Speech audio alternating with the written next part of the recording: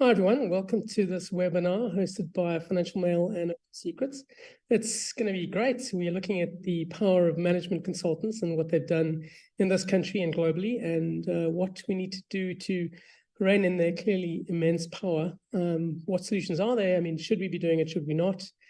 Why has our country ceded itself to the consultants? And I'm joined by the authors of a fantastic report by Open Secrets, which basically put the focus firmly on consultants and what they've done in this country. It's a topic that's much in the news in recent weeks. There's been Mariana Mazzucato, who's an economic advisor to President Cyril Ramaphosa, also wrote a book recently about consultants and what they've done. And she said that consultants have become almost like heroin for many in South Africa's public and private sector. And that seems to be borne out by the evidence. I mean, the Auditor General a few weeks ago talked of how the municipalities had spent 1.55 billion in the past year on consultancies. And for that, it wasn't clear that there was always immense value.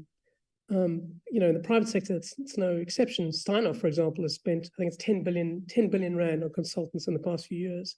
So, the crisp issue is that we're spending more on consultants than ever, but have they delivered value for us? And I think that's what the Open Secrets report really explains quite magnificently, focusing on precisely what value they've added and what they've done to the country in the process. So we have three of the authors with us today. We'll speak to them each individually just now. Mamelo Masiana, Lovano Ntuli, and Zen Mate.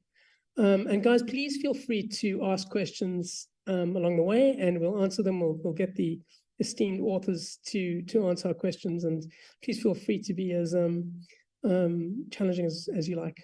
So first up, Mamelo, perhaps if we can start with you.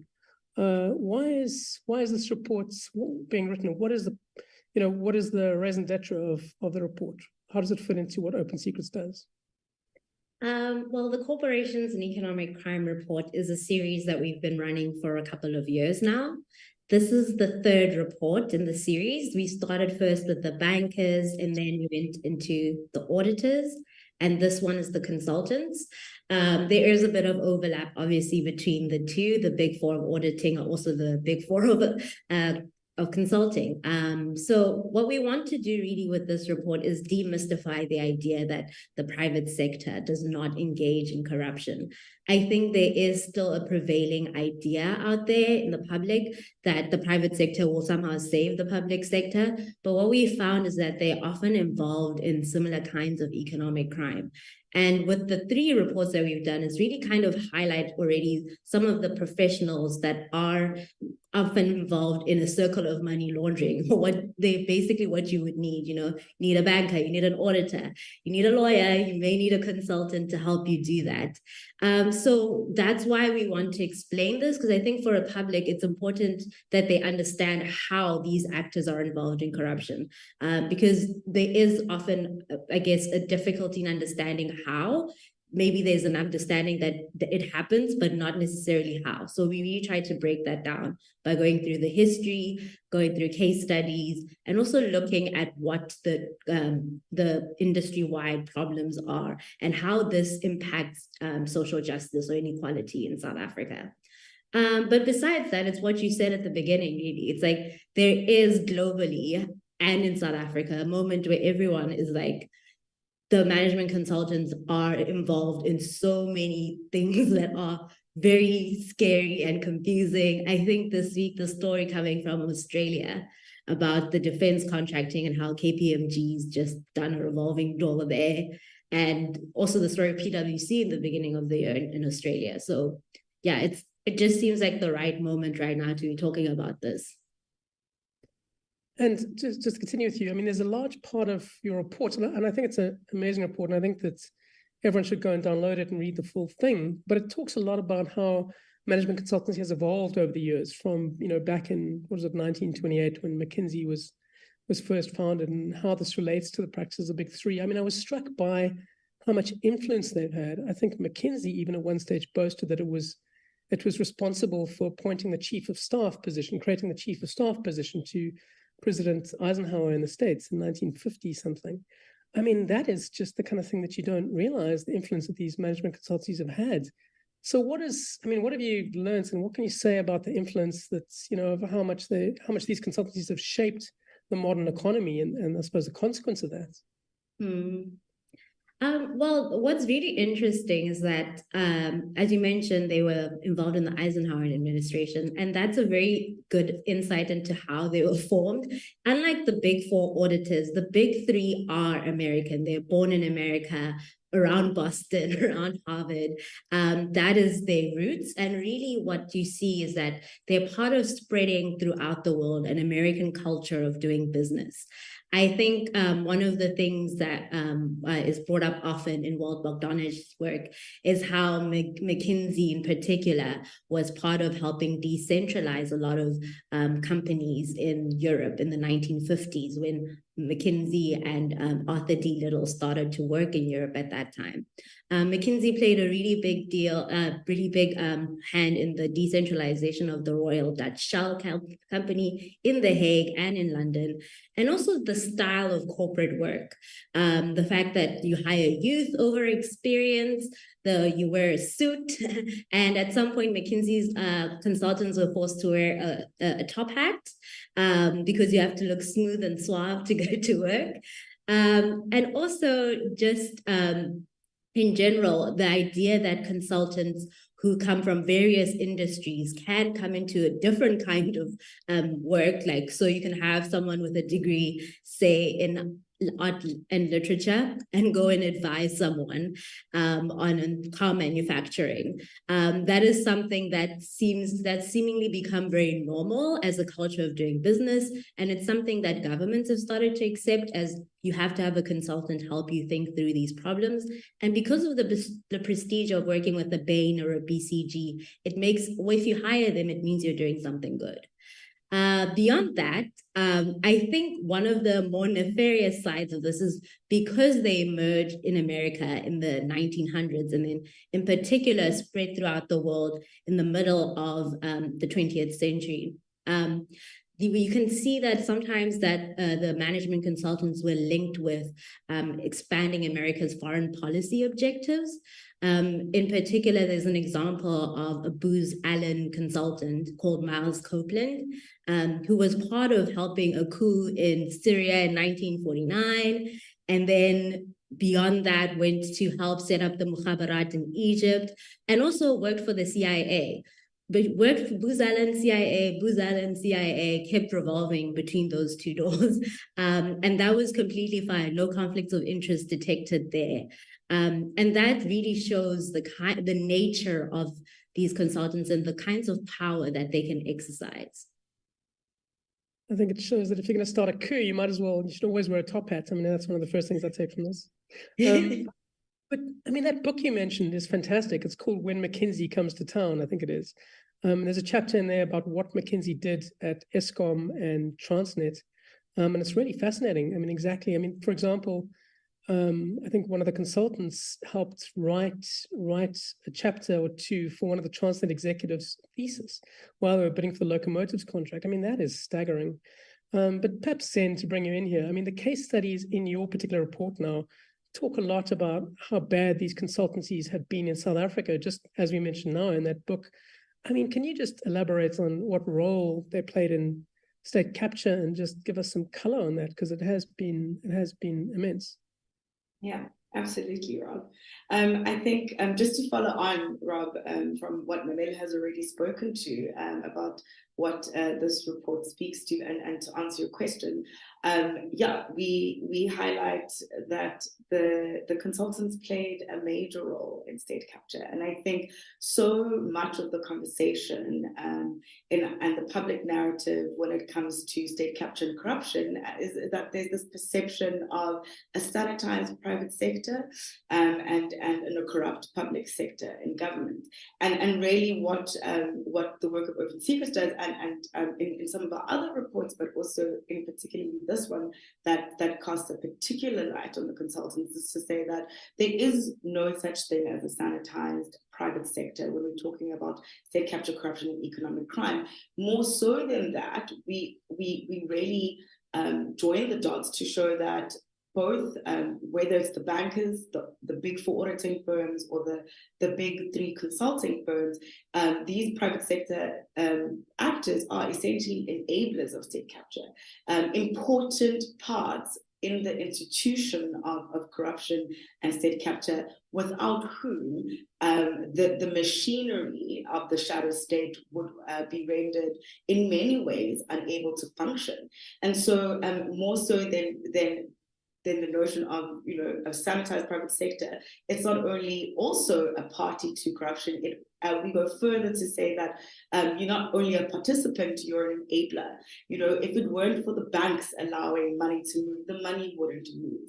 If it weren't for the big four auditing firms approving and stamping, as is their professional duty, various companies, there would be red flags raised far earlier on that would have essentially stopped various deals and contracts and tender processes from continuing. And when we're talking about the big three consulting firms, it's a similar thing. And so in essentially highlighting that the big three consulting firms not only enable state capture and form part of the private sector actors that did that, but they legitimized it, and they rubber stamped it, and that's the role that they played. And I think beyond particular incidences, what we go to show is when you're looking at a McKinsey, and when you're looking at a Bain, and you're looking at a BCG, when you take these case studies and you compare them and you bring them together, you really see a global pattern of the way of doing business. And that's beyond just an opportunistic, here was state capture, here was a climate, and here was an opportunity to make money. But really, you see an entrenched pattern that dates back years and years and years across the globe of the ways that these management consulting firms have done business for years.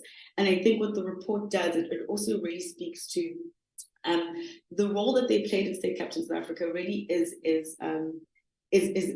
true to form in the way that they've done business for years. It's an established character. And I think what the report does is it goes back in each of the case studies to how, for example, a McKinsey was formed in an old boys club. And for example, Mela was talking about the top hat.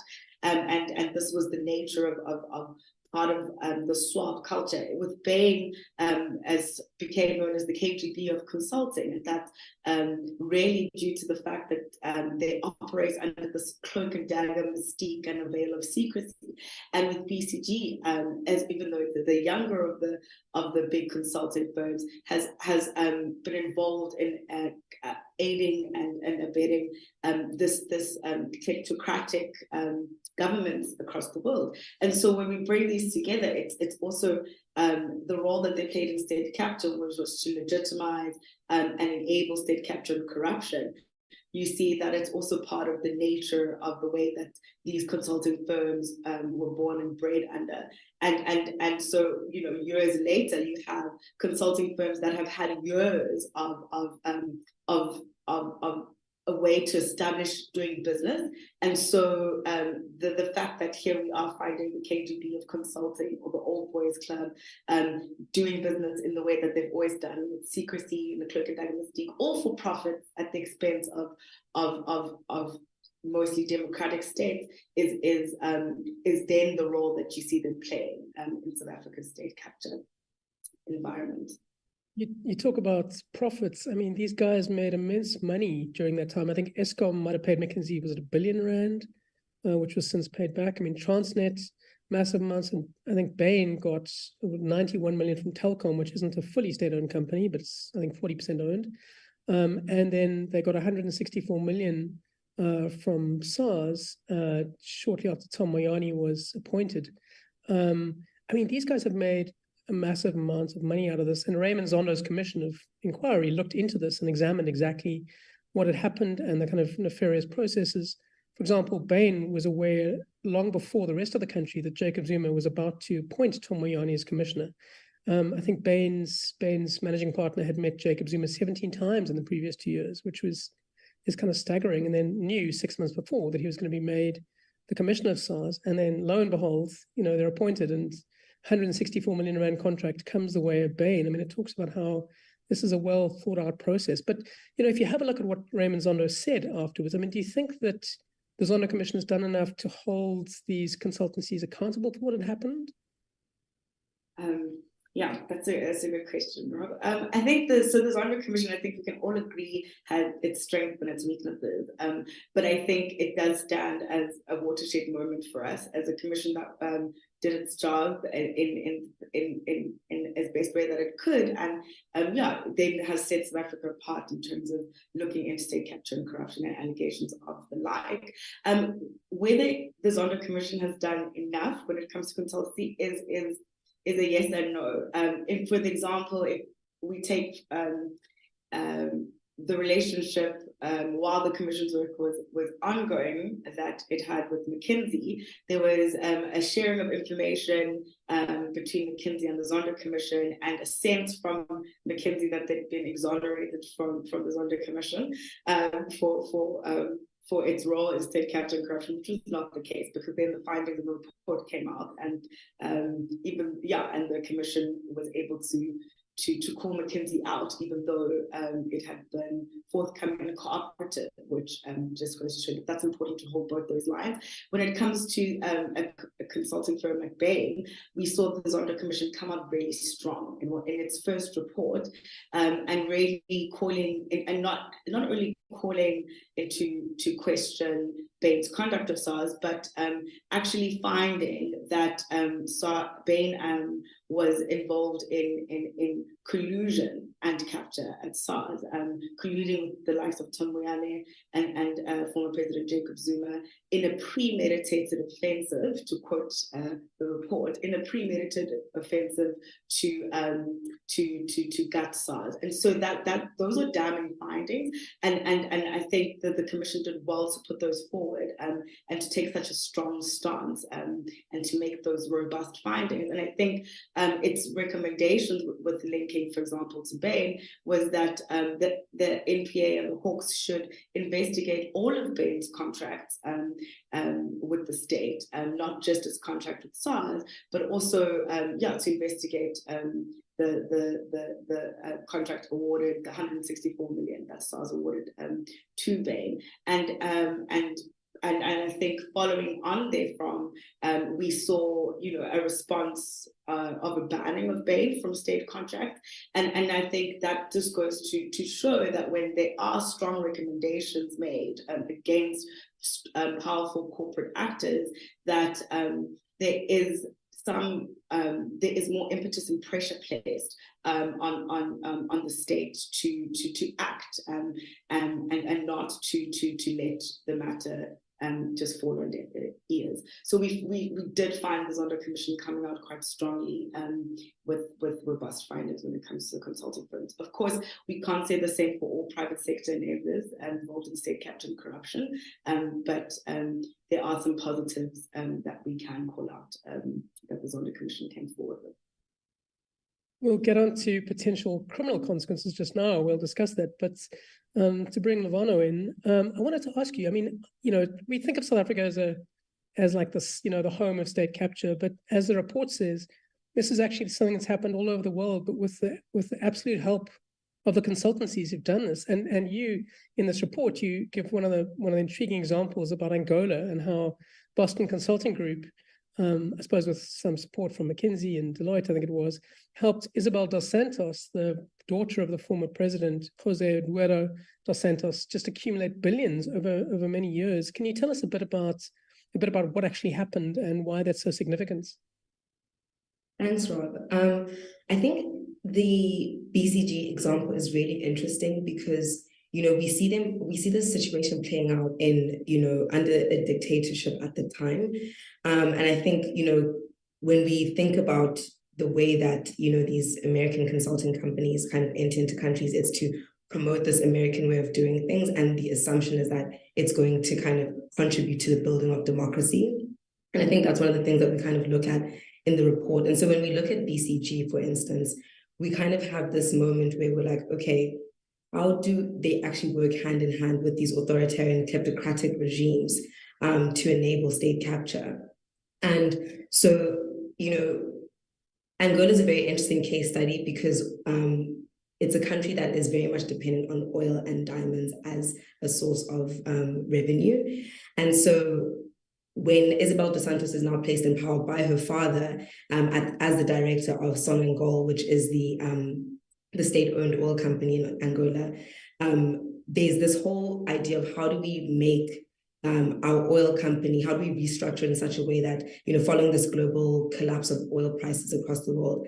And so former President Dos Santos then wants to restructure the oil sector and brings in Isabel dos Santos, his daughter, to take on that role, and immediately she brings in these massive consulting companies to start doing that work, BCG being one of them. And there's actually a moment in the Luanda leaks where she's quoted as, having this very close relationship with BCG, and she actually really speaks highly of them. And so I think what we then see is, this consulting firm kind of stepping in, and the contract that they had with the state was very nefarious, because what happens is they end up getting paid not by the state itself, but by a shell company owned by Dos Santos, one of Dos Santos's associates. And so one of the massive problems is that BCG ends up receiving tens of millions. I think it's close to 40 million from Sonangol supposedly. But what we see through the Luanda leaks is that actually this money was being siphoned out of Sonangol, passed through these various front companies, and BCG ends up being one of the recipients. And then you have Angola being one of the poorest countries in the world as a result. And so I think it kind of speaks to how consulting companies actually, there's no consequence for their actions, right? And so with Dos Santos, for instance, there's a lot of scrutiny placed on her for what she did in Angola, but BCG kind of has evaded accountability. Sure, their offices were raided, but what does that actually mean for accountability? Because what we see in the South African cases is, okay, the consulting companies are expected to pay back a fine, but nothing of the sort has been discussed in the context of BCG. And does that even mean accountability? So I think what happened is that, and even, in another example in Angola is the diamond company, Sodium. Diamonds are a massive part of Angola's company as well. But what happens is that this diamond company, through the help of Dos Santos's husband, Sindicato Polo, they make a massive investment into a failing jeweler in Switzerland. And it's 120 million that is now taken out of Sodium, out of state funds for Angola. And this jewelry company ends up failing. So what happens then, in those instances where all these state funds are completely taken out of the state, they're not, Angola requires, a certain level of infrastructure and all these things following the civil war that they had, but none of that's actually come to fruition. And BCG is one of those companies that facilitated not only Sonangol's these contracts to modernize it, but also with Sodium as well. So I think it's a very interesting case to look at how state capture is playing out across the world and how BCG has enabled and facilitated that. It's, these consultancies come in and they're essentially selling the notion of management and governance. That's what they supposedly bring, the notion of American watertight governance. And yet the fact that you're being paid by, working for the state, you're being paid by a private shell company should ring 1,000 red flags. But when you're being paid, you mentioned 40 million, that's $40 million. So that's about 700 million rand. You're happy to look the other way. And it tells you why the consultancies are now in the crosshairs, as they should be. But what kind of role did all these consultancies play in all the corruption exposed by the Luanda leaks? It's pretty immense, right?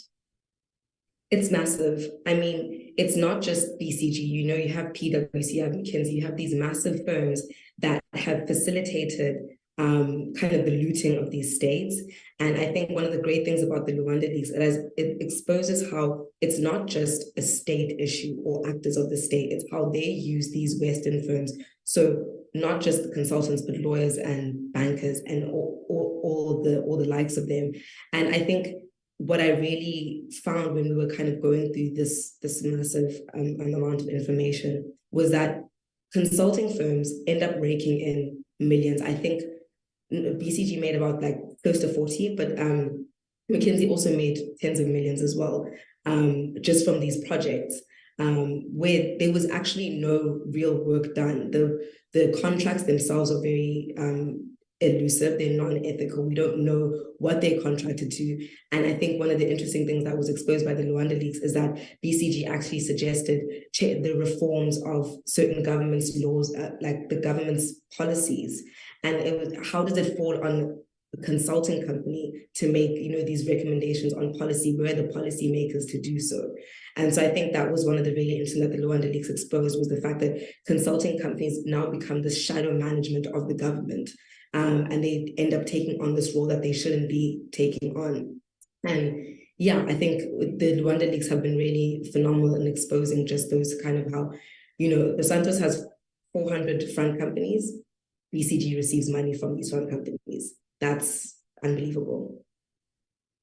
It's staggering. I mean, I think that despite all these examples, despite the fact that, consultants have been slammed for their work for the National Health Service in the UK, for example, and all these stories about what they did at Disney leading to problems, like accidents in the actual Disneyland. I mean, it's just staggering how much damage they've caused. But yet we have a situation where consultancies are used more than ever. Mamela, to bring you back into it, I mean, in South Africa, for example, can you give us some insight into how these consulting companies have now helped create this contractor state? And it's baffling to think of why that is, considering all these deep cautionary tales that should tell us that shouldn't be the necessary thing we lurch for.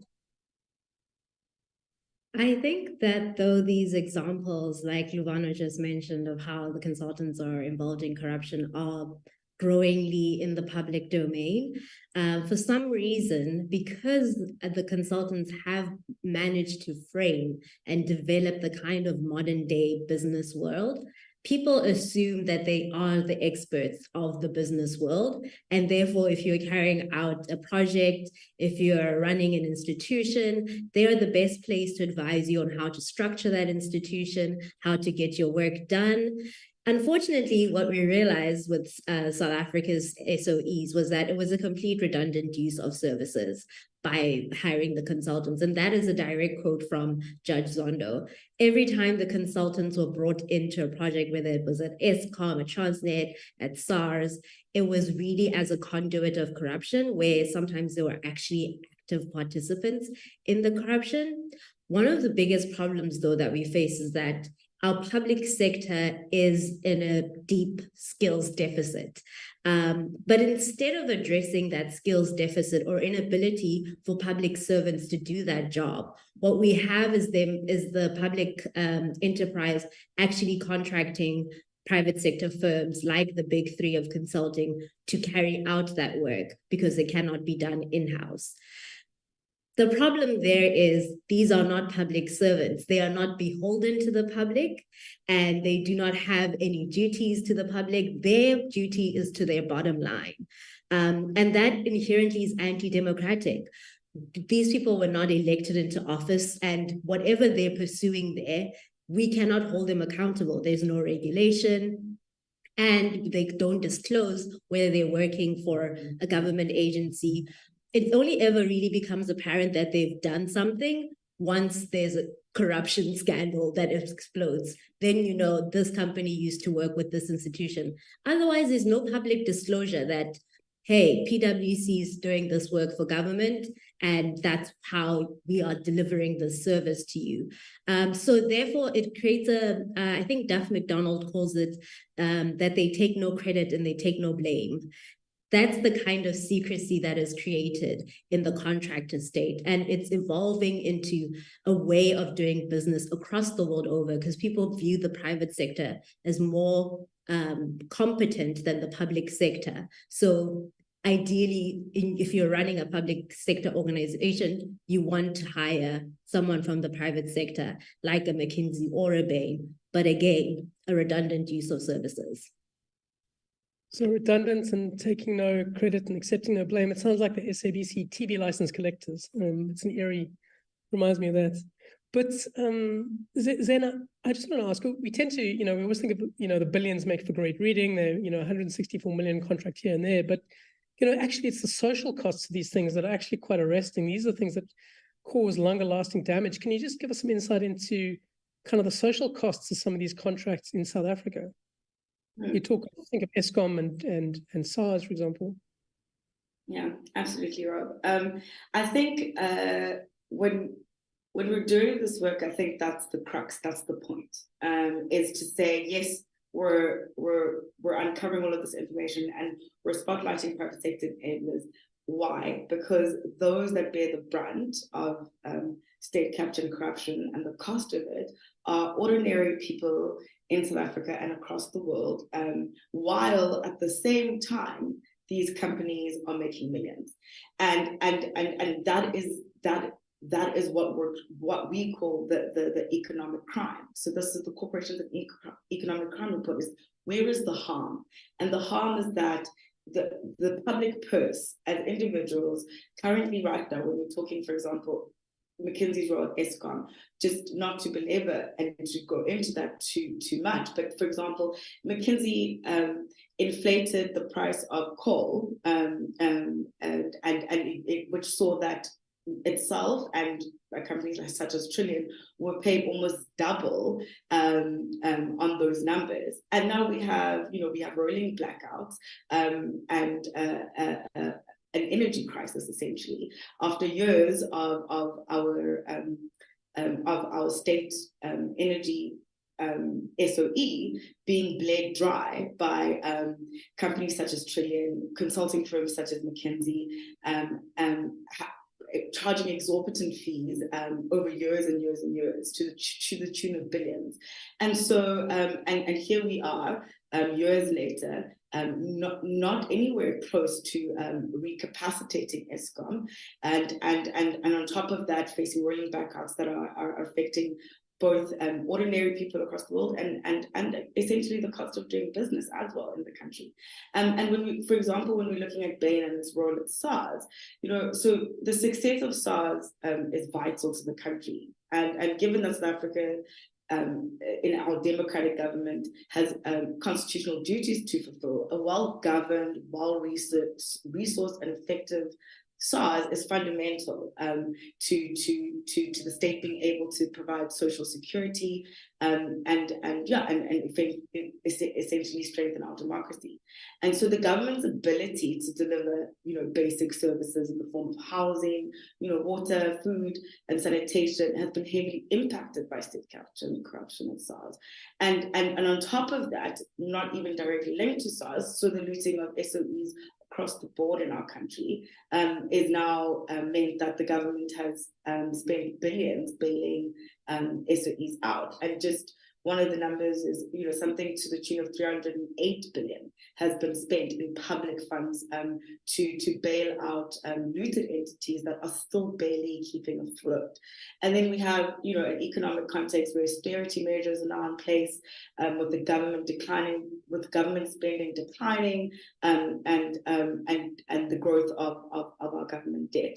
And so when we're talking about the social cost of consulting firms earning contracts to the billions, that's what we mean. And just to give a specific example of Bain at SARS, so during the period in which Moyane and Bain were in control of SARS, the agency consistently failed to meet the revenue targets. And so the shortfall, for example, in 2014 and 2015 was 7.3 billion, and that continued to grow. And then, in 2015, 2016, you have a shortfall of 11.3 billion. And then in 2016 and 17, you have a shortfall of 30.7 billion. And this is from, this is a declining tax collection agency of the country that was before this a reputable and globally recognized as a high-performing tax collection agency across the world. And then, so in 2018, you see the first VAT hike since 1994, and that again affects the ordinary person in the country just trying to get by month to month. And so there are major adverse effects when we're talking about the involvement, for example, of management consulting firms such as Bain and their work at SARS, which kind of saw from conception to collusion to capture. And so when the issue comes when Bain comes and says, okay, the contract was awarded possibly irregularly at 164 million. We paid back the money with interest, 200 million. So please leave us alone. Sorry, our bad. That's not at all, that doesn't even bring into the conversation at all the actual cost of what Bain's work did at SARS, for example, by gutting the tax institution. And I think that's the important thing that we do try to also bring across in this report and in this conversation is, why is this conversation important, and why does it matter? Lovano, the social costs are massive in South Africa, but they've been massive across the world too. I mean, I think that these consultancies, as you detail in the report, have promoted some deeply disturbing and undemocratic outcomes in places. Perhaps you can give us some insight into how they've contributed to authoritarianism in countries like Saudi Arabia and helped some global leaders launder their reputations in quite despicable ways. Thanks, Rob. I think Saudi Arabia is such an interesting case because specifically when we're looking at the social cost, we can think to an example of NEOM, right? Which is this, or let me backtrack a little bit. I think to start off the question that you raised on laundering the reputation of these dictators or authoritarian leaders, I think, Prince Mohammed bin Salman is a very interesting example of someone who, under his rule, absolute atrocities have occurred, right? So you have the state-sanctioned murder of Jamal Khashoggi, you have the violation of the rights of immigrants, you have a whole range of human rights violations, to a point where there's been so much global outcry that many people have wanted to distance themselves from the Saudi government. And so, but not BCG, right? BCG has doubled down and actually contracted been contracted to work on the building of this mega city called NEOM. And so when we think about the laundering of their reputation, we think about this whole process of rebranding. If you add a consultant to something, you've automatically legitimized whatever process that they're part of. And we see it in state captains South Africa, and we also see it with something like the building of NEOM. So this is this futuristic megacity that is supposedly going to generate about 500 billion in revenue for Saudi Arabia, and it's kind of this push to diversify with the Saudi government is kind of how they're building the economy. But what's being failed to mention is that there's a massive social cost to this. And this is actually comes at the displacement of a group of people known as the Huaytat people. And so they've been forcefully removed from this area that NEOM was going to be built. And they were told that they would be rehoused, but that's not actually what's happened. And in actual fact, one of the main activists was murdered by authorities for protesting against these forceful evictions. And what we've come to learn is that they've actually been 3 people at this stage who've been sentenced to death because their supposed protest is classified as terrorism, right?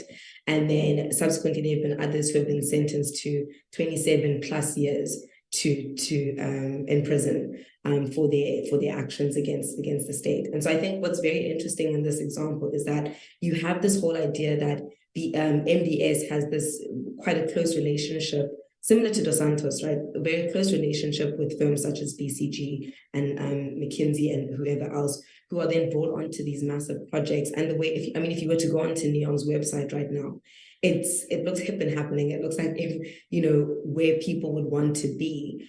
But when you actually take into consideration that there's murder involved here, there's actual these violations have happened, and human rights organizations have written to BCG and other companies that are involved in this, and they have kind of taken this response of, oh, well, we're doing our part to ensure that we're keeping our hands clean. But you can't keep your hands clean if the actual fundamental basis of the project is dirty. There's no way. And I think that's a very interesting case to look at how, just because BCG has been brought on to this project, now MBS kind of gets the go ahead in the world's eyes on this world stage that this is actually an amazing project that's going forward, when that's not actually the case. I mean, it sounds fantastic, creating a Saudi Arabian version of Four Ways. It sounds incredible. I think we should all aspire to that, even if nobody ever wants to go live there now in case you get locked up for 27 years. But guys, I think let's take some questions and then go back to what we're going to ask. I suppose, Mamelo, there's a question that was asked by Greg. You talked a bit about the skills gap in government. He asks, is the need to hire or use consultants a reflection of the skills gap that exists? That means firms are forced to hire and help. I think you did say that pretty much is where we are. I mean, there are immense skills gaps in government and in places in the private sector too. I mean, the thing is, the question, I suppose, then becomes, how do you close that skills gap? What do we need to do to close that and prevent or dial back the amount of consultants being used? I think what's critical, in actually addressing the skills deficit is to basically address that there's a skills deficit. I think what happens is to assume that there isn't one because the solution is to hire a consultant or a consultant firm to do that. But really, there is a necessity within state organizations to do a sort of audit of the kinds of skills that are in the organization and what is needed, and to hire people to actually do that job. It's better if these people are internal people who have a duty as public servants to serve the public. Beyond that, what happens oftentimes with the contracting of management consultants aren't necessarily subject or area experts in what they're hired to do. They're not engineers, but they're working at ESCOM. That is a problem. The state should be contracting with engineering firms, with the people who have the subject expertise to do that job, not a consultant who's going to tell you very vague things over a PowerPoint that you cannot actually implement because you don't understand what they're saying, because you yourself don't have the right skills to be doing the job that you've been put in. So I think it's also like, we can talk about the skills deficit there, but to hire someone who's also going to do something completely irrelevant is also creating a bigger skills deficit. Beyond that, if you hire a consultant, you should have people internally that are able to judge the work of the consultant, to direct the work of the consultant, to see whether it actually makes sense for the organization. And if you don't have those skills internally, the work of a consultant is redundant. Then you're basically just paying to be infiltrated. And that does not make sense to me. It's entirely, again, anti-democratic. Lavana, can I ask you to handle the second one, which is pretty much the two questions on the same topic, I suppose, from somebody who's billed as MG and Precious. Essentially, it relates to what Mamelo just talked about, is that assessing it. I mean, are consultancies regulated by any formal bodies except from general law? And then consultants play a role in, I suppose, in all sectors. Who oversees the value they add to the organization? Essentially, it's about oversight. Where would oversight lie with consultancies, and where should it lie in terms of assessing the value they add and what they do ultimately? Thanks, Rob. So actually, one of our findings is that there's very little to no regulation of consulting firms, right? So what we are struggling with is the fact that because there's no regulation, there's no one to answer to, and there's also very few legal requirements that consulting firms are subjected to in comparison to other institutions, for instance. And so because there's such a lack of regulation and also a lot of secrecy around what they actually do, they are not answerable, and there's also no oversight from this, let's say, the state that's contracted them to do the work. There's very little oversight, so they're able to implement these wide sweeping kind of changes and reforms, but then because they don't answer to those particular people or to a particular body, as one would exist for auditors, for instance, or for lawyers, it then becomes very difficult to regulate what they do and thus also pursue what accountability would actually look like. And I think that's one of the findings of the report, and also as we go on to discuss the recommendations later, something that needs to be seriously considered if we are to, think about what consulting firms are going to be, their role, I guess. I don't know if Mamelo and Zen can also speak a little bit further to that, but yeah. Zen, do you want to add to that, or? No, I'm covered by the Mamelo. So then I'm still going to keep you on the spot then. Can you tell us perhaps how did McKinsey and Bain respond to you in your report? I mean, you obviously sent them questions, and I think they gave you some lengthy answers. I mean, did those feel adequate to you? I mean, there's a lot of discussion about how adequate the response has been from the consulting companies to all these questions over the past few years. I mean, even looking beyond South Africa, the consultancies tend to say very, very jargony and glib things. What are your thoughts on that? I mean, how did you feel they responded? Yeah, this is an interesting one. So the responses were interesting and a little bit different, and I'll draw a little bit on what Devana was mentioning in my response to that about which we'll come to a little bit later as well, about the issue around management consultancies and the fact that they don't really have anyone to regulate them. I think one of the responses we got from McKinsey, for example, was that they've been spending a lot of money and a lot of time in holding themselves to account. And that, again, just in that answer, therein lies the problem. Because we have no formal frameworks or regulatory bodies to hold management consultants to account, essentially what then happens is they get to not only get away with impunity and corruption, but then they also get to self-diagnose and self-decide what the issues are and hold themselves to account. And I mean, that was the one response that McKinsey sent through, but also the sense is that from McKinsey especially, and kind of highlighted in their response, that they have been exonerated by the Zondo Commission, and that they've done their time and they're making amends, and so all's well in the world again. And as far as McKinsey and state capture and corruption are concerned, and I'll actually hand over to Mamelo in a little bit to speak a little bit more to McKinsey's response and a little bit of a history that we have as Open Secrets with McKinsey's responses. But just to speak to Bain. So Bain's response to us has been one that kind of frames Bain's work at SARS as, and to quote directly, a humbling episode, for which that was a mistake, and I think there's two things wrong with that, in the sense that what happened, but they don't go on to then admit that their work at SARS was a premeditated offensive to gut the state institution. They then go on to say that they accept no responsibility and that they've done nothing wrong, that they were unwitting pawns in a political game to which they were none the wiser. And with that is an inherent issue, because on the one hand, and then they went on to belabor the point that they've paid back the money.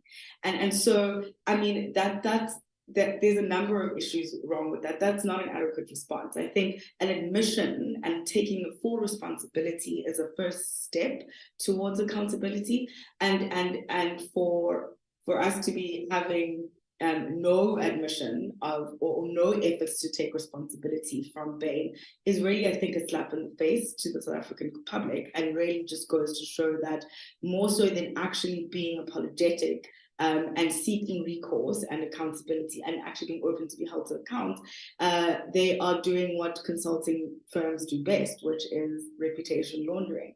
They are the spin doctors trying to, in this case, ironically, clean their own reputation as which that is their job. And so you have and I think there is an inherent contradiction in saying we're humbled by this episode. This is not an episode, this is a country of people, the social costs of the actions of which are far reaching and extend over years.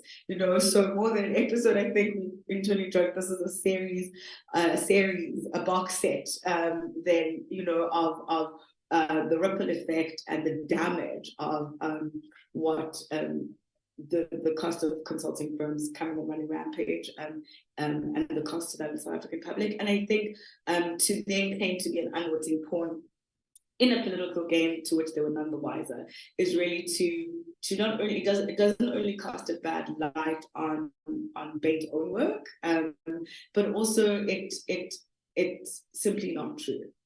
And so I think it's an inadequate response. And I think it just goes to show how important it is that the National Prosecuting Authority in South Africa and the Hawks investigate Bain's conduct. And on top of that, because Bain is based in the United States and is housed there, the Department of Justice, the DOJ in the United States, also has a responsibility and a duty to be holding Bain to account for its conduct in South Africa and the role it played in the capture of SARS.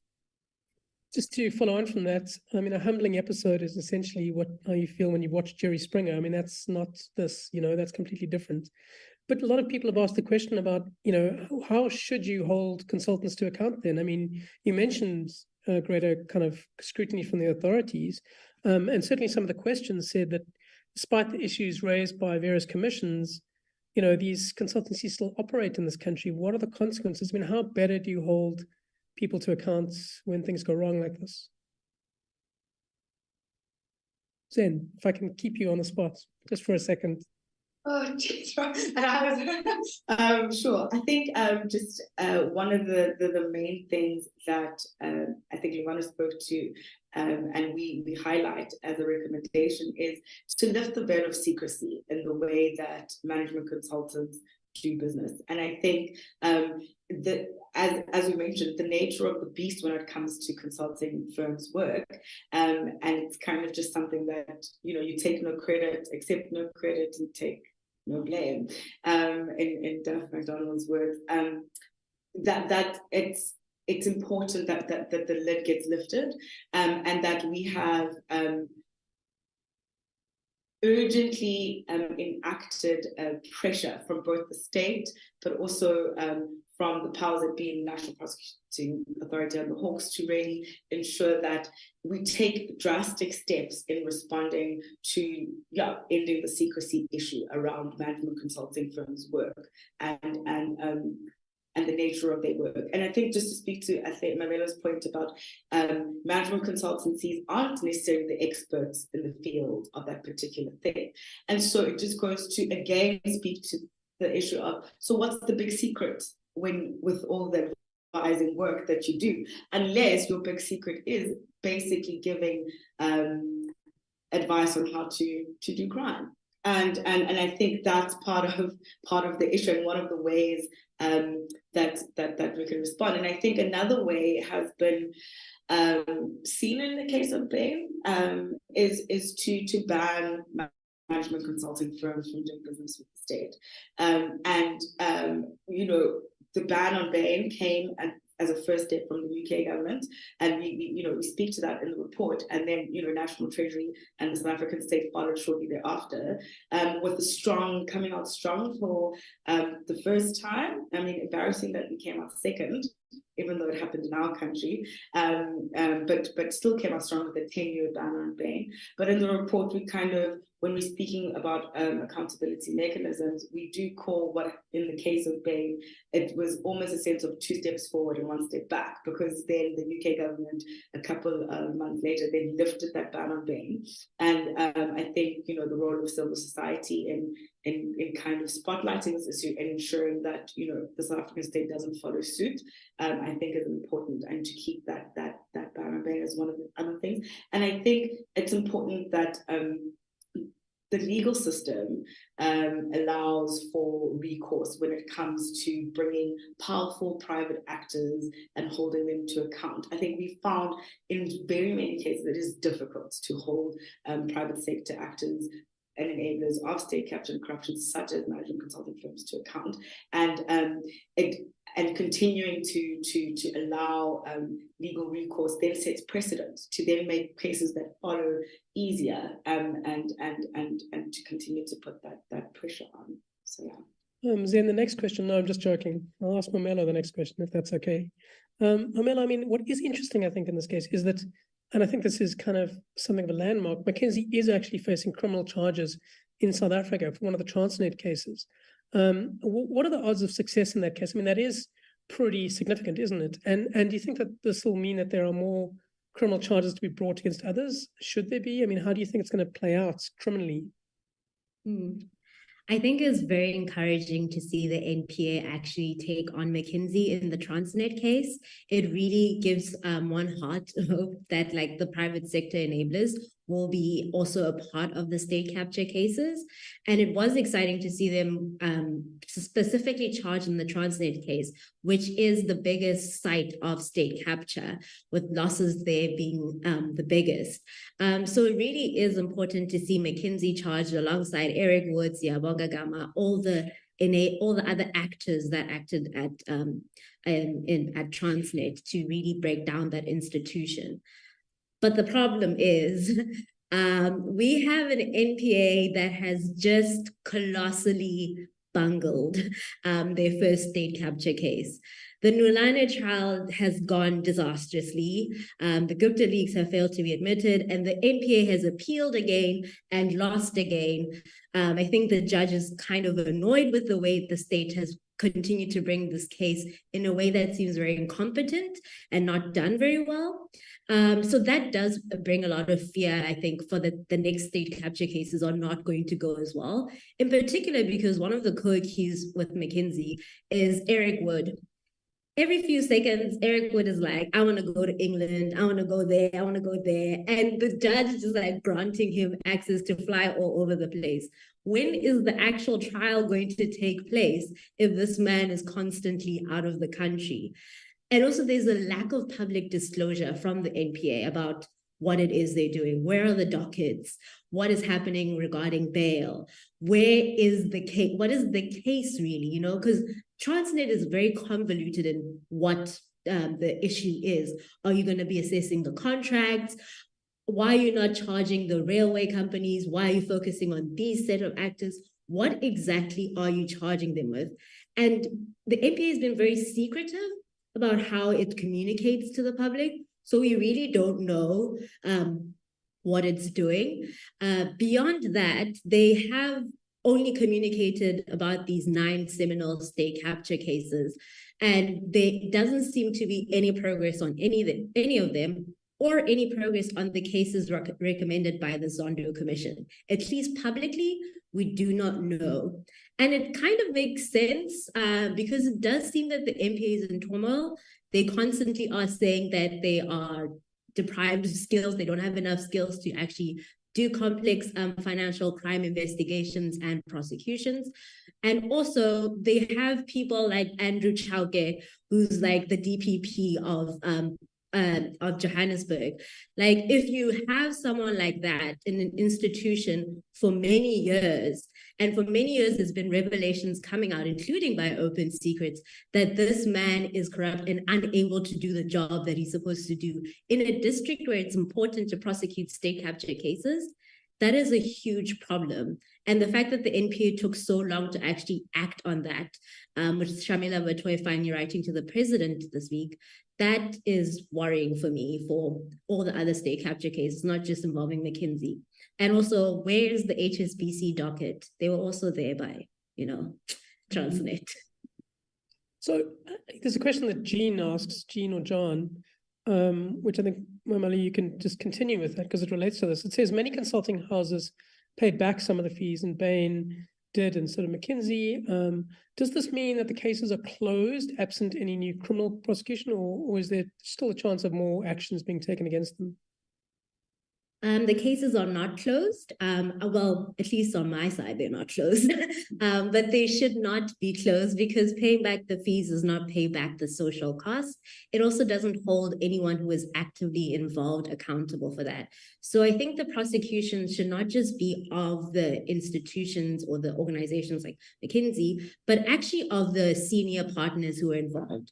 And that's one of the good things about the case in Transnet is that also Vikas Sagar, a senior member of the McKinsey team and someone who is involved at Transnet and at ISCOM is involved. But I think what Zen also and Nirvana talked about is that the effects and cost of state capture are so expansive beyond how much you were paid for that contract that you cannot possibly think that paying off that contract or paying back that money fixes it. If paying back 1 billion to ISCOM turned on the lights again, we wouldn't be having this conversation. It didn't. the work that companies like McKinsey and Trillion did was destructive to a point that we are battling as a country to really hold the country together. And I think that just to pay back fees is just not sufficient. And the case shouldn't be over. Hopefully that APA sees it the same way too. Lavana, can I ask you to start off with one of the more contentious proposals in your Open Secret report, which is to ban consultants entirely from the state system, from governments. I mean, it's a controversial idea, partly because there are many places that just don't have the skills. And I think somebody said in our report that the reason partly why Medupi and Kusile are so behind is because Eskom did it itself and it has been a disaster. I think Mamela made a good point earlier, which is that if you don't add value, what's the point of having people there? But, do you think that that's a realistic and pragmatic suggestion? And surely our entire government municipalities would just collapse without consultants. Is that pragmatic? I think the assumption that the governments and municipalities would fall apart is untrue. And I think that they've fallen apart already. I mean, what's happened is that we've gotten to a point where we've kind of infantilized governments and municipalities to such a worrying degree. And I think Mamela earlier was speaking about the skills gap that has kind of reared its head, and kind of this inability to address it for what it is. And so I think that when there's this assumption that management consultancies can fix that, and that's not true. And so I think the reason that this is a very contentious recommendation to throw into the report is because it is really exciting to talk about, and it does create a lot of conversation. I think that my opinion is that, yes, they should be, because there needs to be consequences to the actions that have been taken by these management consultants. And so I think banning them from government contracts isn't like it shouldn't be such a far reach or something that we shouldn't be able to conceptualize, because in this process of barring them from doing so, we should be upskilling, we should be building our own resources to be able to do that. Why can we not conceive of a world where we can be doing both at the same time? Just because we bar the one doesn't mean that the other cannot exist as well. We need to be, and so I think that's kind of, maybe Mamela and Zen can speak to it a little bit more. I just wanted to do a little taste test, but I think that barring management consultancies from government contracts isn't something that it's something that we should heavily consider because of the damage that they've done. We can't ignore the damage that they have done. So, yeah. Zen, can I ask just on that question? I mean, you talk about how Lavana just talked about how we need to then expect them to build skills, but is that not something you do as an evolutionary process? You say, we're going to phase our consultants by, say, 10 years' time, and you must build skills in that time, because, I mean, surely you won't get the skills in immediately. And then also, do you ban just specific consultants that have done wrong or not produced value, or do you just ban all consultancies? I mean, how do you see that playing out? I thought I had escaped this question. But yeah, I mean, this is I think even internally we just, even during the report, but also internally, we've had this conversation, and there are competing views. I think to begin with, the issue is that we have a situation where the punishment is not fitting the crime, and to add on to the punishment not fitting the crime, we have a situation where it's embedded in some of the consulting work's culture that the cost of doing business is when you get caught. It's part of considering whether or not sometimes you go for certain contracts and you target certain, for example, SOEs or government relations. And so it's almost as though you already know, you've already calculated as a consulting firm that if there is an issue and there is spillover from this, and you have enough money to bail you out from that, and so there is no recourse, and I think that's the issue. And when we're talking about that veil of secrecy, I think in a lot of our work we've seen and in the leaks we've seen internal emails where you can see that the corporate culture around a lot of a lot of how the work is done and the nature of the consulting beast is to build in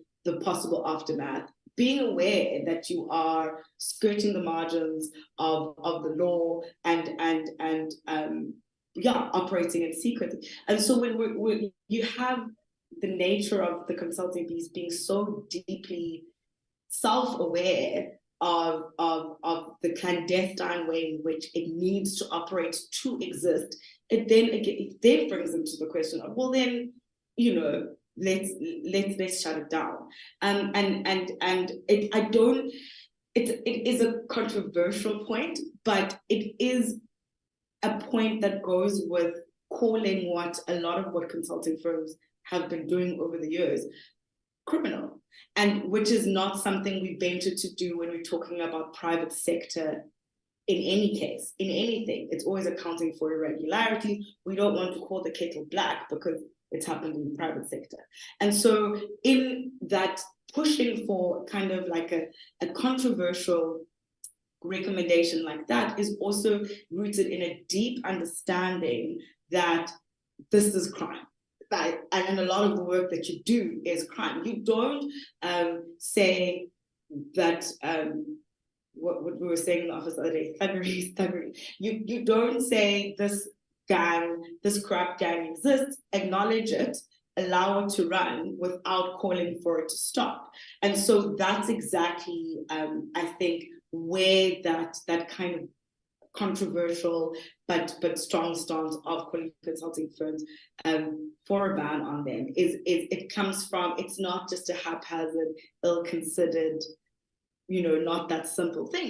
It's in a deep understanding of the nature of which consulting firms work, and to have a deep understanding of that is to then say, well, let's call for it to stop.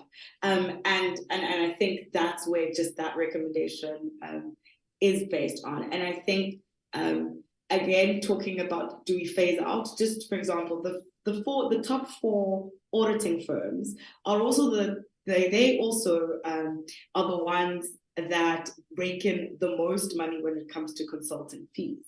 So they beat the big 3 consulting firms in terms of the amount of money that they rake in from consulting, from the consulting arm of their work. And so you have redundancy not only in the work that consulting firms do, but in the industry in which it exists in and of itself. And the issue there with the auditing firms also providing consulting work is that there's a revolving door of an inherent contradiction. And so if we dissolve the consulting arm of the auditors and we dissolve consulting, we don't then have, even in the big 4, an issue of a conflict of interest with revolving doors where you're providing consulting advice, but you're also auditing. And so it's not just something in consideration when we're thinking about the big 3 consulting firms. It's something that is also important to think about in the context of also auditing more broadly and the sector. And so I think if we challenge ourselves in terms of creatively engaging with ways when we're talking about institutional reform and like a rebuilding of our country, and we think of creative ways to do that, I think we have to challenge ourselves and imagine of a world that might not exist, and push ourselves to say, consulting firms, what is your actual job? Can we do without you?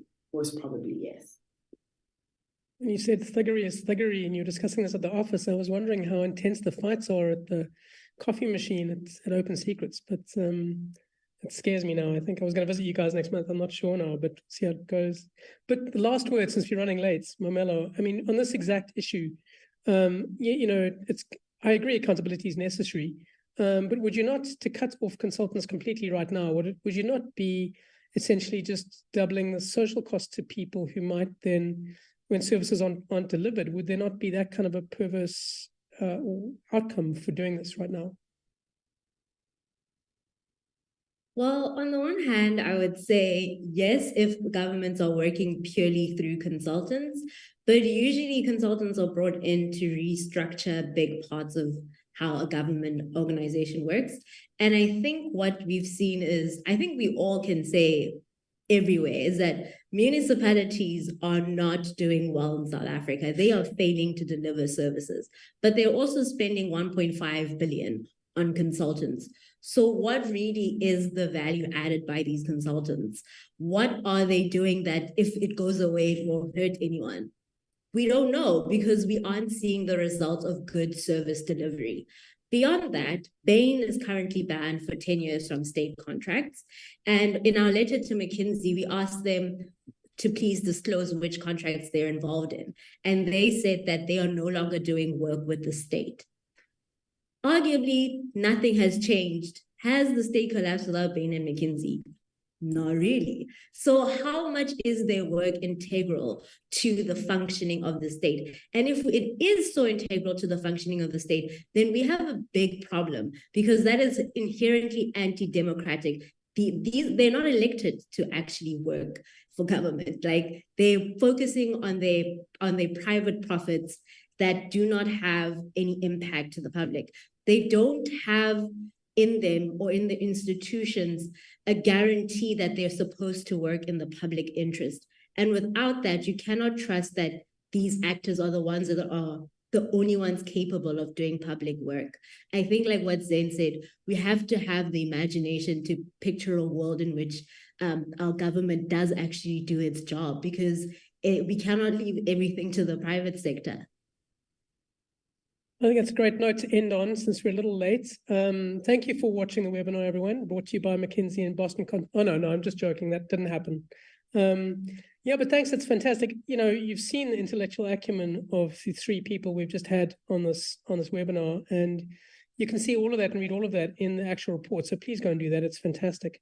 And download this, watch it again, and yeah, give us feedback on this. So thanks very much, everyone. And thank you so much to the three of you for coming on and debating these issues.